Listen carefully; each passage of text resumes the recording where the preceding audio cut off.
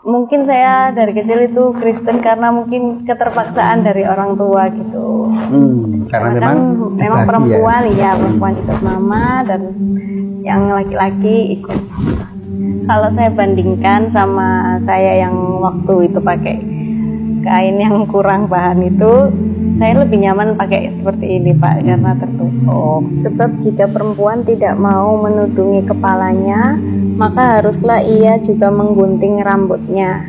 Tetapi jika bagi perempuan adalah penghinaan bahwa rambutnya digunting atau dicukur, maka haruslah ia menudungi kepalanya. Asyhadu Allah ilaha illallah.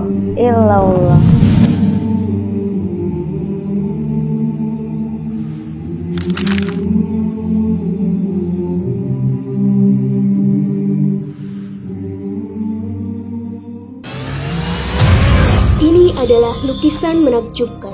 Lukisan indahnya Kabupaten Kepulauan Sangihe. Dilukis dengan sangat hati-hati dan diselesaikan selama berbulan-bulan. Dilukis oleh seniman yang pernah diundang langsung oleh Raja Salman. Dilelang dengan harga 10,5 juta saja, yang dananya 100% kami gunakan untuk pembangunan Masjid Terpadu Hagia Sophia, Kota Malang.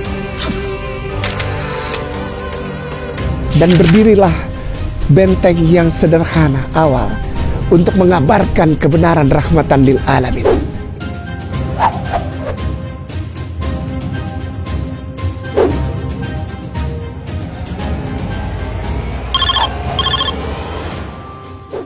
Bismillahirrahmanirrahim. Assalamualaikum warahmatullahi wabarakatuh. Pemirsa pecinta Mu'allaf Center Hagia Sophia dimanapun Anda berada, alhamdulillah wa syukurillah, wassalatu wassalamu ala rasulillah wa ala alihi wa sahbihi wa mawalah. Alhamdulillah, pada malam hari ini, malam nisfu Sya'ban, di Sekretariat Hagia Sophia Surabaya, kita kedatangan seorang tamu yang menyatakan diri ingin menjadi seorang muslimah. Di sebelah kanan saya ini adalah Mbak Karisma Diva Paulina Anjani Putri Nova. Anjani Putri Nova. 5 kata panjang. Ini baru sekali ini kalau pas ada acara pengantin itu kadang dapat hadiah kalau namanya panjang seperti ini. Mbak, panggilannya Mbak siapa? Diva. Mbak Diva ya. Mbak Diva aslinya dari mana nih? Kelahiran mana Mbak? Sidoarjo. Kelahiran Sidoarjo. Iya. Terus sekarang tinggal di Surabaya, di tinggal di Surabaya. Dengan siapa ini di Surabaya? Masih dengan orang tua? Atau? Dengan bude saya. Oh, dengan bude. Iya, orang tua saya di Sidoarjo. Orang tua di Sidoarjo. Maaf. Karena saya masih Kristen orang tuanya? Kebetulan ayah saya Muslim, mama saya yang Kristen. Oke, ayahnya Muslim, mamahnya Kristen. Betul. Berapa bersaudara Mbak? 3 bersaudara, saya anak pertama. Anak pertama. Silakan ceritakan keluarganya dulu. Iya, jadi karena ayah saya Muslim dan mama saya Kristen, kami anak 3 dibagi. Jadi yang perempuan itu otomatis ikut mama, dan yang laki-laki pasti ikut papa. Kebetulan adik saya yang laki-laki hanya 1, yang tengah itu Muslim. Kemudian adik saya yang terakhir mungkin Kristen, tapi dia mungkin dalam hatinya juga masih bingung. Baik. Bagaimana dia seharusnya memilih keimanannya gitu. Kemudian saya sendiri, karena kami juga lebih dekat, istilahnya lebih dekat dengan keluarga mama, jadi mau tidak mau kami juga harus ikut serta dalam peribadahan mereka, ibadah bersama-sama gitu. Sejak kecilnya begitu ya? Iya, karena terbiasa itu tadi. Baik. Terus adiknya ini ikut mamah masih di Sidoarjo atau ikut ke Surabaya dengan Bude? Semuanya masih di Sidoarjo karena saya bekerja di Surabaya, jadi saya tinggal di sini lebih dekat. Baik. Ayah Anda tahu nggak ini kalau Mbak Tahu. Diva mau syahadat malam ini? Iya tahu. Kok nggak pengen nganter ini? Oh iya, gini, jadi beliaunya itu sebetulnya sudah tahu, tapi saya bilangnya hari Sabtu gitu. Sebetulnya maunya hari Sabtu, tapi saya pikir-pikir lagi malam ini kan mungkin momen ya, jadi saya bikin surprise aja buat ayah saya gitu. Kalau gejalanya sudah tahu nggak ini? Gejala. Ayah bahwa Mbak Diva ini mau menjadi seorang muslimah? Sudah tahu.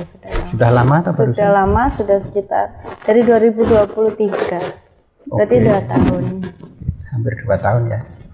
Baik, kemudian Mamah. Ya. Mamah ini tahu nggak ini kalau Mbak Diva mau syahadat? Mama saya tahu, tapi sekarang mama saya kebetulan sudah almarhumah. Jadi sebelum mama saya meninggal, beliau sudah tahu. Meninggalnya bulan September. Jadi beliau sudah menyerahkan semua keimanan saya ke diri saya sendiri. Baik. Lalu adiknya sudah muslim.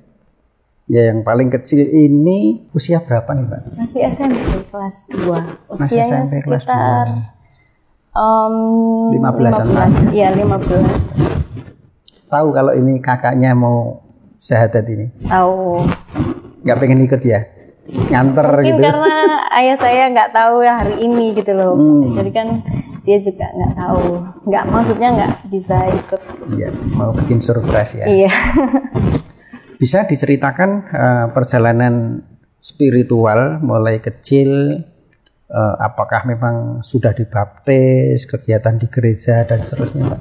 Oke, saya lahir itu kebetulan kakek nenek saya dari 2 orang tua saya masih lengkap. Jadi terkadang kalau saya main ke rumah papa, saya belajar ngaji, saya belajar sholat, terus kalau main ke rumah nenek yang dari mama itu saya sering diajak ke gereja.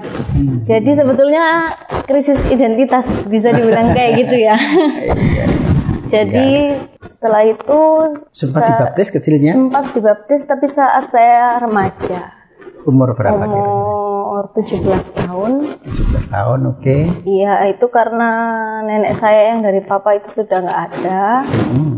Jadi bukan terpaksa sih, kayak karena saya lebih dekat dengan keluarga mama. Terus sempat aktif di gereja? Aktif karena mungkin ditemani.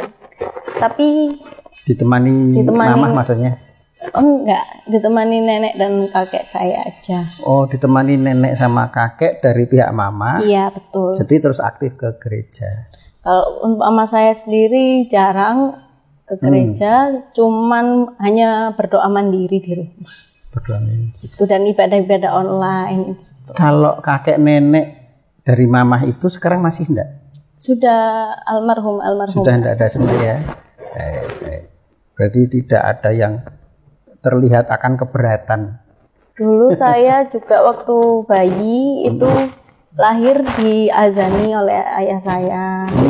Kemudian saya diakikahi oleh ayah saya. Oh, alhamdulillah. Iya, alhamdulillah.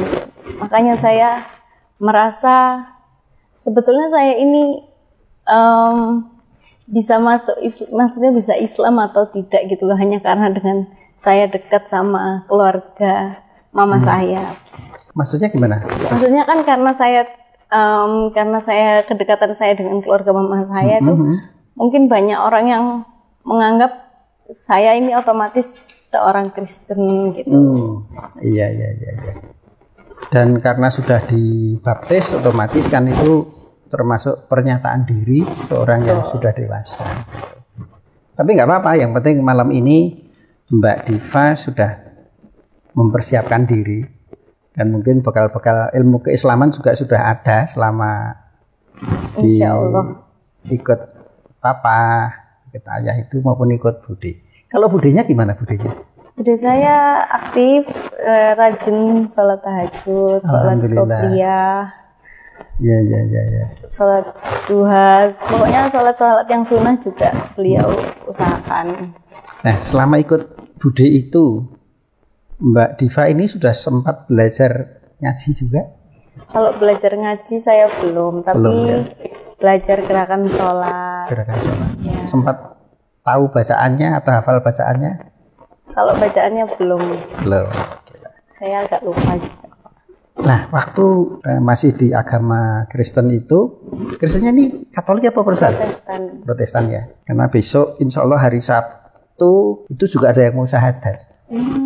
Itu dari Katolik, ada seorang ibu dan anaknya yang siang, sedangkan yang pagi jam 9 itu ada remaja, pemuda. Itu kayaknya juga dari Katolik itu yang mau syahadat. Dan kemarin beberapa hari yang lalu juga sudah ada yang syahadat. Jadi memang banyak masyarakat yang sudah mulai sadar ya. Mulai sadar bahwa Islam adalah agama yang menggunakan akal rasional. Mbak Diva biasa buka Bible enggak? Alkitab? Biasanya iya, tapi sudah beberapa tahun ini jarang. Cukup lincah membuka gitu? Mencari? Iya. Coba sekarang kita lihat di kenapa orang mulai melihat ke Islam, baik di dunia barat sana, di Eropa maupun di Indonesia, itu karena sekarang ada internet, ada PDF. Karena PDF itu kan bisa dibesarkan ya, ada internet, bisa melihat di web yang macam-macam, orang bisa menggali karena memang orang cenderung makin cerdas, orang itu haus informasi. Nah, maka waktu dulu orang nggak tahu karena Biblenya kecil. Coba silakan Mbak, itu ada 2. Silakan dibuka di Matius 10:16. Wah, ini canggih, ini langsung tahu tempatnya. Lihat, aku mengutus kamu seperti domba ke tengah-tengah serigala. Sebab itu hendaklah kamu cerdik seperti ular dan tulus seperti merpati. Nah, cukup kenal dengan ayat itu? Itu warnanya merah atau hitam? Apanya? Ayat itu? Iya, tulisannya. Hitam ya. Kalau yang di internet ini warnanya merah. Karena itu adalah sabda dari Yesus. Ya, kalau mau dilihat di alkitab.sabda.org ya. Itu nanti ketahuan dalam pencarian, nanti diketik Matius 10:16. Dapat yang seperti itu, tapi itu warnanya merah. Itu artinya yang bersabda adalah Yesus yang dituhankan oleh umat Kristen. Coba dibaca sekali lagi. Lihat, aku mengutus kamu seperti domba ke tengah-tengah serigala. Sebab itu hendaklah kamu cerdik seperti ular dan tulus seperti merpati. Maka hendaklah kamu cerdik seperti ular dan tulus seperti merpati. Nah, ini Yesus yang dituhankan pun ketika itu dibandingkan dengan kemajuan ilmu pengetahuan itu salah. Karena ternyata ular itu bukan binatang yang cerdik, tapi cenderung licik. Ya. Nah, itu di Matius 10:16. Nah, itu mirip dengan, silakan dibuka yang satunya ini Bibelnya, biar nanti nggak bolak-balik lagi. Di Kejadian 3:1.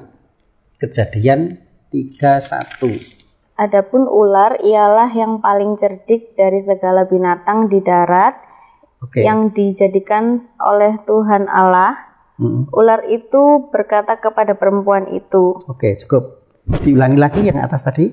Adapun ular ialah yang paling cerdik dari segala binatang di darat yang dijadikan. Jadi di situ juga dikatakan bahwa ular adalah binatang yang cerdik.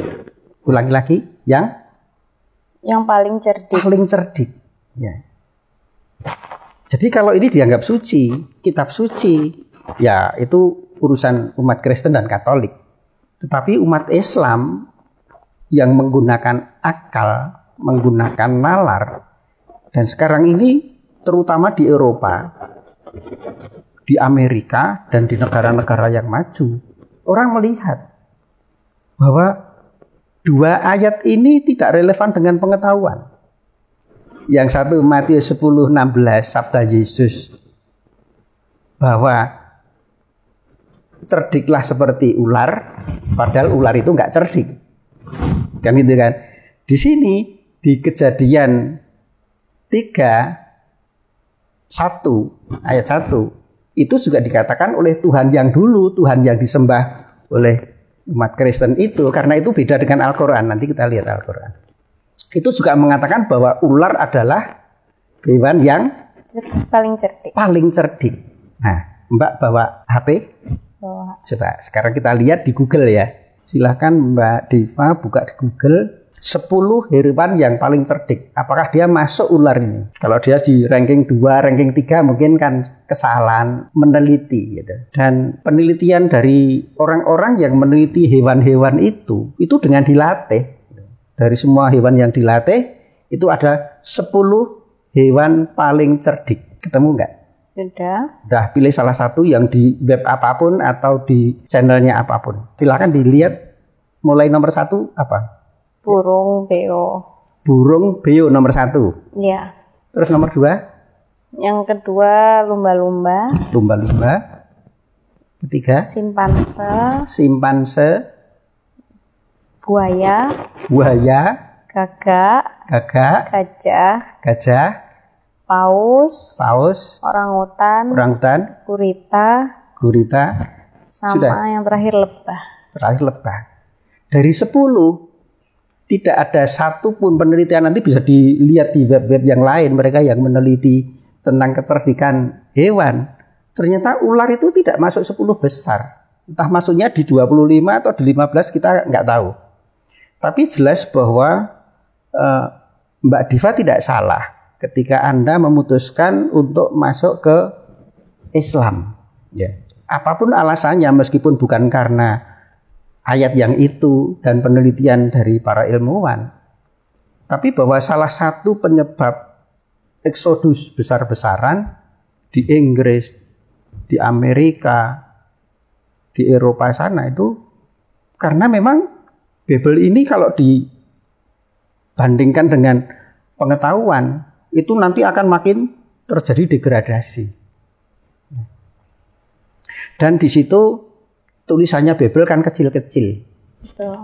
Sehingga orang cenderung kalau di perbankan itu sudah pokoknya tinggal tanda tangan saja gitu ya. Kalau di gereja kan udah apa kata pendeta. Orang kemana-mana di sana pernah nggak sampai dibahas 1 lembar 2 lembar gitu Pak zaman waktu di gereja? Enggak ya. Dan kita memang melihat bahwa kecenderungan dari apa yang kita lihat di YouTube, ketika terjadi dialog antar debater Muslim dan Kristen, itu terlihat sekali bahwa debater Muslim itu sangat detail melihat ayat-ayat Al-Quran maupun Bible. Sedangkan debater Kristen kita lihat di YouTube itu, nanti kalau pemirsa pengen lihat perdebatan seorang Muslim dengan para pendeta, diketik aja di YouTube dialog antar agama. Nanti akan muncul di situ. Muncul sekali, dan perhatikanlah bahwa para pendeta dan jemaat Kristen yang masuk ke situ itu biasanya nggak bawa bekal.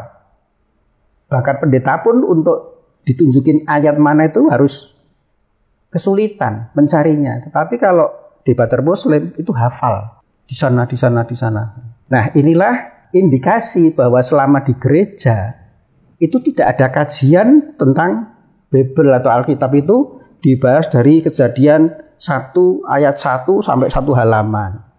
Sampai seterusnya nanti baru Kejadian 2 ayat 1 terus gitu. Nggak pernah.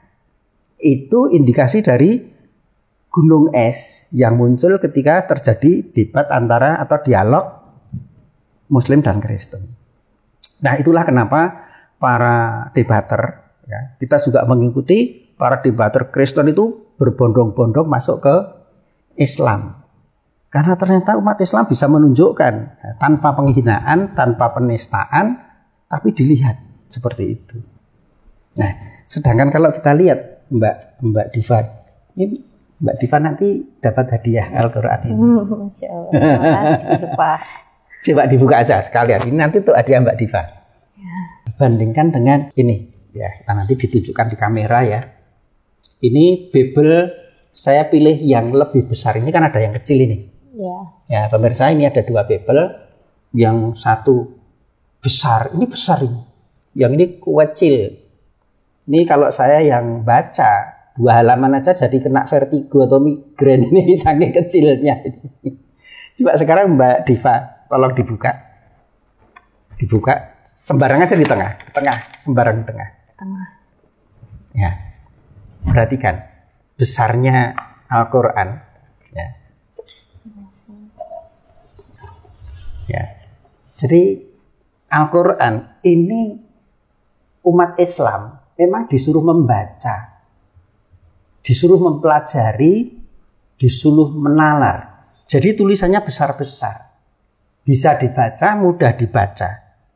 Ya, ini terutama yang firman yang asli ya. Firman yang asli ini harus besar sekali nih. Bandingkan seperti ini. Nah, kalau ini membaca enak sampai berhalaman-halaman, dihafalkan berhalaman-berhalaman itu nyaman di mata. Kalau ini baca 2 halaman, kalau saya itu bisa vertigo atau migrain ini. Karena kecil sekali, susah.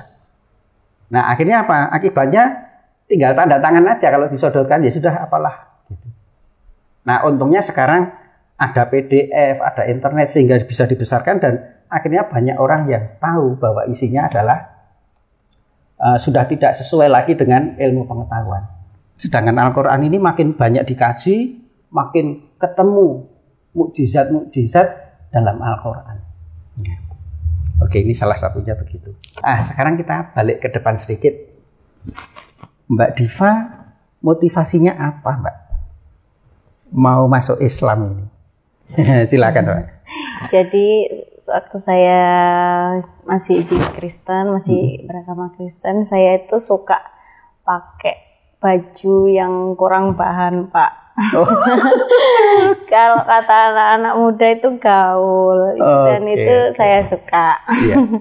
Tapi saya beberapa waktu ini kan tinggal sama bude saya, terus udah lama juga sering lihat teman-teman saya yang ada juga yang pakai baju panjang-panjang itu kok bagus. Terus kalau saya coba-coba itu juga kok bagus gitu. Pantes juga gitu pantes, nggak kelihatan yang norak gitu loh Pak. Betul. Kalau kata anak-anak muda itu, kenapa kok harus pakai baju panjang-panjang banget? Banyak juga yang bilang kalau baju-baju panjang itu kayak teroris atau apa. Betul. Tapi saya pengen coba-coba gitu, kok bagus gitu. Tapi selain itu juga saya ada kenyamanan di situ. Waktu saya nyoba belajar sholat sama bude saya, itu ada suatu kenyamanan, bukan keterpaksaan gitu loh Pak. Okay. Hanya karena tertarik karena pakaian? Enggak, karena ada kenyamanan. Oh, karena kenyamanan. Iya, kenyamanan, enggak ada keterpaksaan sama sekali. Okay. Seperti yang saya ceritakan di awal tadi kan Pak, kalau mungkin saya dari kecil itu Kristen karena mungkin keterpaksaan dari orang tua gitu. Karena memang perempuan ya, perempuan ikut mama dan yang laki-laki ikut mama. Alhamdulillah. Kemudian ini dari dalam hati seorang wanita. Tadi kan ada model itu yang kainnya kurang. Jadi itu tentu lebih hemat, bisa tabungannya bisa banyak karena pengeluaran untuk belanja kan sedikit karena kainnya sedikit. Nah ini gimana dari sisi kenyamanan seorang wanita dari lubuk hati? Sebenarnya itu apakah pengen pamer dengan kain yang cumpen ya binim tadi, ataukah pengennya itu sebenarnya ya seperti ini menurut Mbak Diva?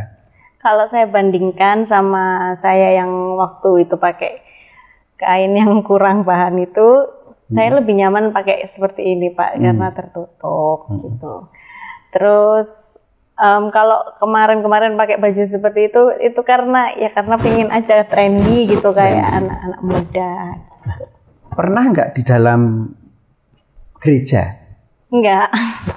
Di dalam gereja itu pernah nggak seorang pendeta membahas tentang pakaian yang kurang bahan dengan yang pakaian yang seperti teroris itu?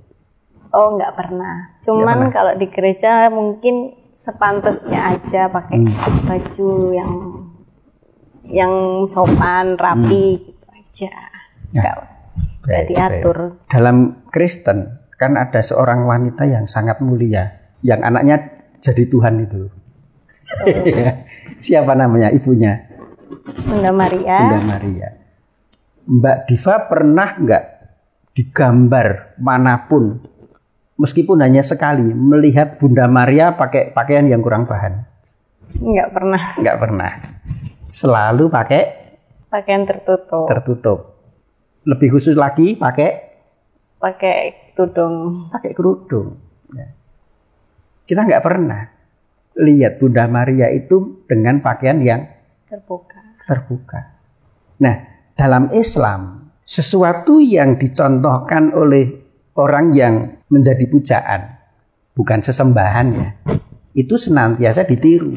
Dan itu namanya pahala. Nabi Muhammad berpakaian seperti ini, bersikap dengan tetangga begini, menyampaikan kebaikan-kebaikan, itu ada contohnya. Itu kalau kita tiru, maka itu jadi pahala. Nah, sayangnya di Kristen Katolik itu, nah coba 1 Korintus 11:6. Mbak Diva lihat 1 Korintus 11:6.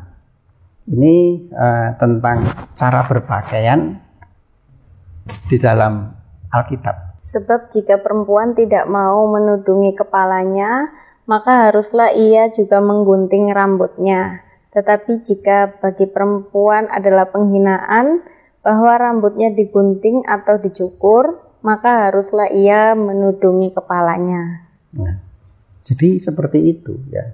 Malah saya pernah lihat itu di ayat yang mana, saya mungkin agak lupa juga. Itu sampai digunduli ya. Mungkin itu lebih ekstrim ya. Tapi apa yang dicontohkan dalam Bible itu, umat Kristiani tidak melakukan itu. Tetapi umat Islam memang siapapun yang orang-orang yang terhormat dari para nabi, keluarganya para nabi dan seterusnya itu mencontohkan turun-temurun itu melakukan seperti itu. Jadi ini menunjukkan bahwa orang Islam itu konsisten. Sedangkan yang orang Kristen, Alkitab sendiri pun tidak diikuti gitu loh. Itu nanti belum tentang babi, tentang yang lain-lain ya. Ini aja sudah kelihatan bahwa manusia mulia, Ibunda Maria, ibunya Yesus Kristus alaihissalam, itu pun pakai pakaian yang terhormat ya. Nah, inilah kenapa saya katakan Mbak Diva tidak salah masuk ya. Memang Anda akan lebih terhormat kalau dengan berpakaian yang seperti Bunda Maria. Dan kita akan sholat sebagaimana Yesus juga sujud. Seluruh umat Islam di dunia ini sujud kalau sholat. Nah, makanya juga di situ meskipun sejarah Yesus Kristus itu banyak dihilangkan oleh pihak Vatikan, oleh pihak gereja, sejarah mulai usia 13 sampai usia 29 itu disembunyikan. Kalau itu dibongkar, maka kelihatan berapa kali Yesus Kristus itu akan beribadah. Bagaimana cara beribadahnya Yesus Kristus akan kelihatan. Nah, maka untuk menutup siapa sebenarnya Yesus Kristus, maka oleh pihak gereja, sejarah usia 13 sampai 29 itu disembunyikan. Kenapa saya katakan disembunyikan? Karena sejarah sebelum usia 13 tahun itu ada. Ketika masih kecil, disunat, itu ada. Terus dia hilang. Nah, usia-usia penting di 13 sampai 29 itu adalah kalau di Yahudi. Yesus itu kan orang Yahudi. Iya. Nah, Bani Israel. Nah, dia tentu beribadahnya sama dengan orang-orang Yahudi. Belum pernah Yesus Kristus masuk gereja, itu nggak pernah. Ya, nanti kalau mau baca lagi boleh. Jadi setelah Mbak Diva ini masuk Islam, selain membaca Al-Quran, itu tetap boleh membaca Bible. Sebagai apa? Perbandingan bahwa Al-Quran ini betul-betul wahyu murni, dan Anda akan tahu bahwa di situ itu banyak kontradiksi, banyak yang tidak relevan dengan kesopanan, ya, banyak kontradiksi dengan etika, banyak kontradiksi dengan ilmu pengetahuan. Bible itu silakan. Karena dalam Bible itu juga nanti akan bisa ditemukan seorang ayah menghamili anaknya pun ada. Ada seorang laki-laki memutilasi gundiknya pun ada.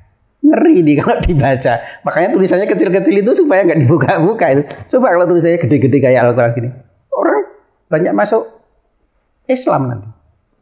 Coba Bible itu dibesarkan, ya, makanya dia nggak berani. Sejak ada Kristen di Indonesia, tidak pernah Bible itu dicetak besar, karena bahaya. Di negara-negara maju yang etikanya tinggi, Bible ini nggak boleh ditaruh di sekolahan-sekolahan, terutama sekolahan-sekolahan yang masih anak-anak remaja, karena di situ ada incest, hubungan seks bapak dengan anaknya, hubungan seks antara anak dengan ibunya ada.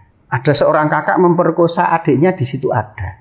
Ada seorang ayah, seorang laki-laki berhubungan dengan menantunya, perempuan, ada. Makanya itu ditulis kecil-kecil. Nah, barangkali nanti kalau Depak mau menertibkan sebuah kitab suci karena menjadi sebuah acuan, sebuah agama, dia harus dicetak besar-besar. Ini fair, ya toh. Kalau memang Kristen itu bagus, cetak yang besar dong, biar jemaatnya tahu benar isinya. Dan umat Islam mensupport itu. Kita sama saudara sebangsa setanah air, ayo kita mendekat kepada Tuhan dengan cara yang benar. Kitab sucinya dipelajari dengan benar, diajarkan dengan benar, dikasih dengan benar. Karena orang kalau sudah mati nggak bisa balik. Kalau dia tersesat harus masuk neraka selamanya. Kan ngeri kan? Nah, maka ini sebenarnya peranan dari Departemen Agama untuk menertibkan semua agama harus mencetak kitab sucinya dengan besar dan mudah dipelajari. Tidak seperti ini yang kecil-kecil yang susah dibaca. Tadi sudah sempat waktu dulu di Kristen pernah dibahas ayat itu yang tadi? Enggak pernah. Karena itu berbahaya. Kalau itu misalnya dibaca bahwa ular adalah binatang yang paling cerdik yang diciptakan Tuhan, dibahas di gereja. Kalau gerejanya banyak orang pinter, Pak Pendeta, bener tak itu? Menurut Google itu 10 itu nggak masuk. Berarti ini Tuhan salah. Atau ini adalah sebuah ayat yang sudah diubah, atau itu karangan manusia yang dimasukkan ke situ. Kenapa? Karena Tuhan tidak mungkin salah. Baik yang di Perjanjian Lama, di Kejadian 3:1 tadi, maupun di Perjanjian Baru di Matius 10:16. Baik, kemudian kita kembali ke depan lagi. Apa yang sudah diketahui tadi, motivasi ya Mbak ya, motivasi tadi karena nyaman, pakaiannya juga bagus, gitu. Ketertarikan itu lagi di mana Mbak? Mengapa Mbak Diva ini kan mesti ngelihat tentang kebenaran, kan berpindah agama itu kan nggak gampang, menyangkut hati. Apalagi yang bisa disampaikan Mbak Diva? Ya sama sih Pak tadi, karena semuanya kalau di Islam itu semuanya pakai logika. Apa yang ditulis di Al-Quran itu pasti masuk di logika kita, gitu. Jadi kalau di Kristen itu jarang banget untuk main logika, pasti main ya sudah, apa yang ada di Alkitab harus diimani. Imani saja, kan gitu kan. Sudah pernah nyoba puasa Mbak? Sudah, Senin Kamis biasanya. Senin Kamis? Iya. Sudah berapa lama puasa Senin Kamis? Hampir, kalau sekarang ini mungkin hampir 1-2 bulanan lah. 2 bulan Terus terakhir saya ini pernah juga puasa Ramadan. Waktu masih ada mama itu juga kita satu keluarga puasa Pak. puasa 30 hari Ramadan itu? Iya. Wow, luar biasa. Mama nyiapin sahur itu kalau di rumah. Wih, bagus juga ya. Iya. Sayang ya nggak ketemu kita ya, Mama ya. Iya. Baik, nanti kalau bisa adiknya ditemukan kita juga. Kita ajak supaya menggunakan logika, meskipun masih kecil kita ajarkan menggunakan logika. Dan termasuk dalam Al-Quran itu ada ayat wassama idzatir roja, demi langit yang mempunyai daya mengembalikan. Ternyata itu ketika ilmu pengetahuan berjalan, ternyata itu adalah langit itu bisa memantulkan sinyal dari bawah. Nah, itulah cara kerjanya radar. Wah, itu sudah disebutkan dalam Al-Quran itu 1400 tahun yang lalu. Terbuka baru pada pengetahuan atau sains akhir-akhir ini. Bahwa ternyata Al-Quran tidak salah mengatakan bahwa demi langit yang bisa mengembalikan. Maksudnya apa ya? Langit kok mengembalikan? Oh, ternyata itu daya pantul gitu. Daya pantul radar itu untuk tahu pesawat di sana itu radar itu. Banyak sekali ilmu yang muncul begitu orang makin pinter, makin terkuat rahasia kebenaran Islam. Seperti besi ya. Besi itu orang mengira bahwa ya memang adanya di situ gitu loh. Tapi ternyata menurut pengetahuan bahwa besi itu adalah zat yang tidak ada di bumi itu. Ini dari meteor dari atas, ini dari benda langit. Besi yang kita pakai untuk pisau, untuk linggis, untuk golok, pedang macam-macam itu ternyata menurut ilmuwan ditemukan bahwa ini adalah benda meteorit, bukan asli dari bumi itu sendiri. Wah, ketika mereka mencari-cari ini, ternyata Allah sudah berfirman dalam Al-Quran 1400 tahun yang lalu. Wa anzalnal hadida minhu ba'sun syadidun. Dan kami telah menurunkan ke bumi al-hadid, besi. Minhu ba'sun syadidun, yang mempunyai kekuatan yang sangat luar biasa. Loh, ini sudah dikatakan Al-Quran, berarti nggak salah. Cuman dulu orang tidak tahu bahwa itu artinya bahwa ini adalah benda meteorit, yaitu urusan ilmuwan yang menemukan bahwa itu disebut benda meteorit, benda yang turun dari angkasa luar masuk ke dalam bumi kan, dengan benturan-benturan sebelum terbentuknya bumi itu sendiri. Itu tidak salah ternyata. Beda dengan Babel. Ketika dilakukan penyelidikan binatang-binatang, ternyata salah. Yang di Matius Perjanjian Baru maupun yang di Perjanjian Lama.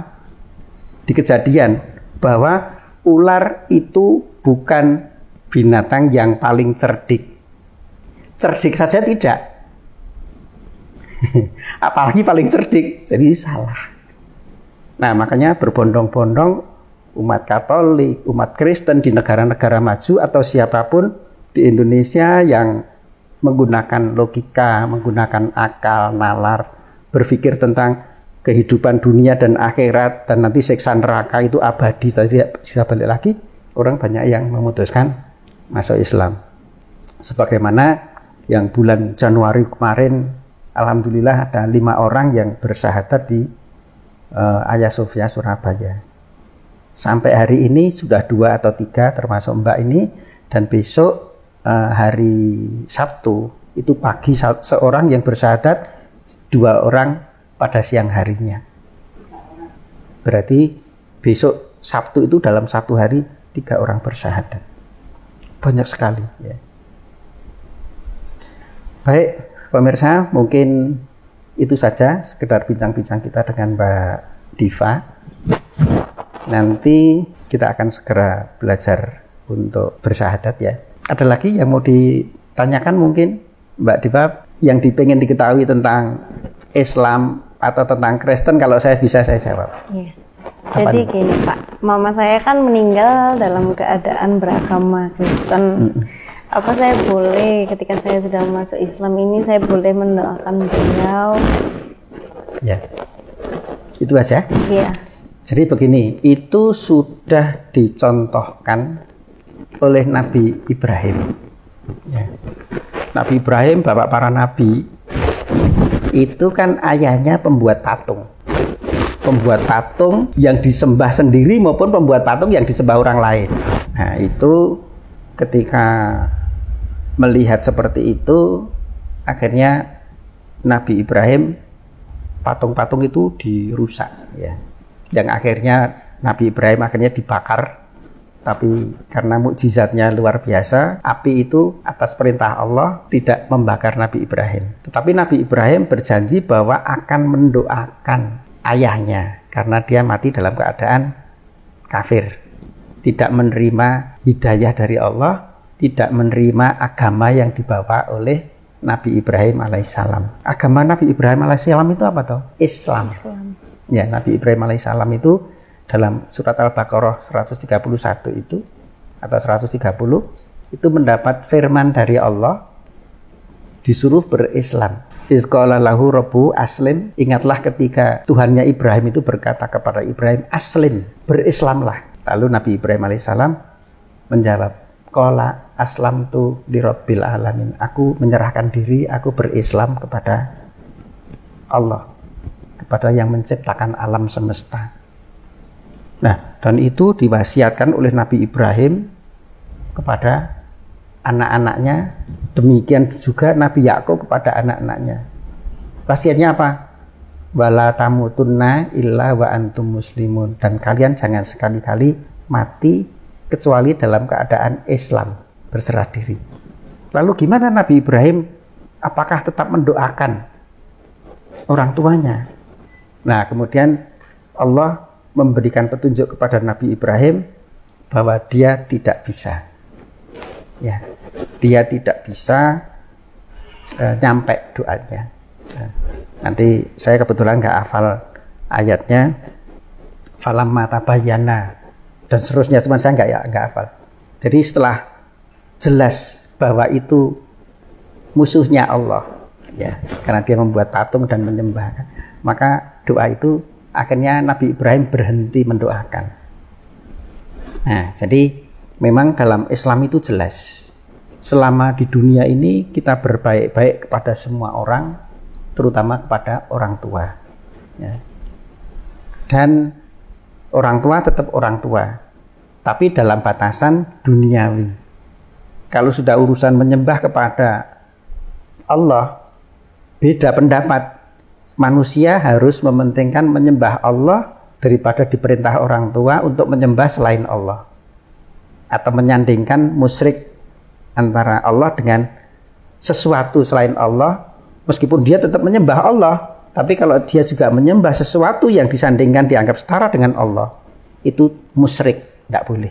Maka ketika sudah jelas dari Allah bahwa itu tidak boleh, ada musuhnya Allah, maka Nabi Ibrahim berhenti mendoakan itu karena sia-sia. Nah, makanya nanti Mbak Diva yang masih bisa diselamatkan ini adalah yang masih hidup, adiknya. Jangan sampai adiknya menyembah manusia, ya, karena Yesus itu manusia, bolak-balik dalam Bible dikatakan sebagai anak manusia maupun manusia, bahwa Yesus mengatakan bahwa aku telah menyampaikan firman-Mu kepada mereka dan mereka menerima. Itu bolak-balik dikatakan. Ya, maka kalau orang membaca Bible dengan benar, dengan hati yang low profile, tidak karena doktrin, dia akan masuk Islam. Karena sama yang diajarkan Yesus Kristus dalam Bible itu dengan apa yang diajarkan Nabi Muhammad itu sama. Ya, tentang beribadahnya ke siapa itu sama. Jadi ya sudah, Ibu sekedar mendoakan, kemudian Mbak Diva harus tahu bahwa itu tidak akan sampai, ya. Sekarang kita lakukan untuk diri sendiri, kepada orang tua, kepada adik-adik yang masih hidup. Ada lagi yang mau ditanyakan? Sudah ya. Tangannya begini, Mbak. Ya, bahwa Tuhan itu satu, hanya Allah. A'udzubillahi minasyaitonirrajim. Bismillahirrahmanirrahim. Asyhadu alla ilaha illallah wa asyhadu anna Muhammadar Rasulullah. Aku bersaksi Aku bersaksi bahwa tidak ada Tuhan kecuali Allah. Dan aku bersaksi bahwa Nabi Muhammad utusan Allah. Alhamdulillah. Mbak Diva sekarang agamanya apa? Islam. Alhamdulillah. Baik pemirsa, kita doakan Mbak Diva ini supaya menjadi seorang muslimah yang istiqomah, bertakwa kepada Allah, diberikan rezeki yang luas, diberikan pertolongan bila mendapatkan kesulitan-kesulitan. Amin. A'udzubillahi minasyaitonirrajim. Bismillahirrahmanirrahim. Alhamdulillahirabbil alamin, hamdasyakirin, hamdan na'imin, hamdan yuafi ni'amahu wa yukafi mazidah. Ya Allah, ya Tuhan kami, Tuhan Ibrahim, Tuhan Musa, Tuhan Yakub, Tuhannya Yesus Kristus, Tuhannya Nabi Muhammad, dan Tuhan kami semua. Dengarkanlah pada malam hari ini, malam nisfu Sya'ban, ya Allah, seorang hambamu, Mbak Diva Paulina, menyatakan dirinya menjadi hambamu, menjadi seorang muslimah, menerima Engkau sebagai satu-satunya Tuhan, dan menerima bahwa Nabi Muhammad adalah utusanmu, ya Allah. Dan dia juga menyatakan bahwa Yesus Kristus adalah utusanmu, bukan lagi menjadi Tuhannya. Ya Allah, ya Tuhan kami, berikanlah kami istiqomah, konsisten dalam Islam. Rabbana atina min ladunka rahmah wa hayyi' lana min amrina rasyada waj'al ma'unatakal husna lana madada. Allahumma arinal haqqa haqqa warzuqna ittiba'ah wa arinal batila batila warzuqna ijtinabah. Ya Allah, ya Tuhan kami, tunjukkanlah kepada kami dan saudara-saudara kami bahwa yang benar itu benar pula di mata kami, dan berikanlah kami kekuatan untuk mengikutinya. Ya Allah, tunjukkanlah kepada kami semua yang salah itu salah pula di mata kami, dan berilah kami kekuatan untuk menjauhinya. Ya Allah, berikanlah berkah pada kami, kepada anak keturunan kami, sebagaimana Engkau telah memberkati Nabi Muhammad dan Nabi Ibrahim. Ya Allah, berkailah rezeki dan keturunan kami, sebagaimana Engkau telah memberkahi kepada Nabi Ibrahim dan Nabi Muhammad dan keturunan-keturunan mereka. Rabbana atina fid dunya hasanah wa fil akhirati hasanah wa qina adzabannar wa qina adzabannar wa qina adzabannar. Subhana rabbika rabbil izzati amma yasifun wa salamun alal mursalin walhamdulillahi rabbil alamin. Bisirril Fatihah. Baik pemirsa, alhamdulillah prosesi pensyahadatan sudah selesai. Mbak menjadi seorang muslimah. Sudah bisa wudhu belum, Mbak? Sudah. Kalau wudhu sudah bisa ya? Ya. Kalau sholat nanti bisa kami bantu dengan istri saya dan banyak yang sanggup. Ya, ya sebagai tambahan pemirsa, bagi siapapun, terutama para mu'alaf, laki maupun perempuan, Hagia Sophia Surabaya menyediakan layanan gratis untuk belajar sholat maupun belajar membaca Al-Quran. Ya, gratis di seluruh area Surabaya, dari ujung sana sampai ujung sini, ya, di berbagai kecamatan. Kami sudah ada koordinasi dengan teman-teman di semua kelurahan, kecamatan, nanti yang terdekat di mana, bimbingan sholat dan membaca Al-Quran gratis. Ya, silahkan nanti kontak nomor HP di bawah ini, nanti tinggal sampaikan bahwa Anda seorang mu'alaf atau seorang mu'alafah ingin belajar Al-Quran atau belajar sholat. Itu saja yang perlu kami tambahkan. Baik pemirsa, prosesi pensyahadatan Mbak Diva Paulina sudah selesai. Alhamdulillah, semoga yang lain ikut, yang lain menyusul bagi umat Kristen, Katolik yang ingin tahu kebenaran, kami terbuka untuk dialog. Ya. Dialog bukan berdebat yang keras, enggak, tapi dialog untuk keilmuan. Kami bersiap melayani. Silahkan hubungi nomor di bawah ini. Nah, nanti kita silahkan mau rombongan keluarga atau rombongan dengan teman-teman, infokan kepada kami, kita dialog di Purimas di Hagia Sophia, Surabaya. Sekian pemirsa, terima kasih. Wal afu minkum, wallahul muwaffiq ila aqwamit thoriq. Assalamualaikum warahmatullahi wabarakatuh.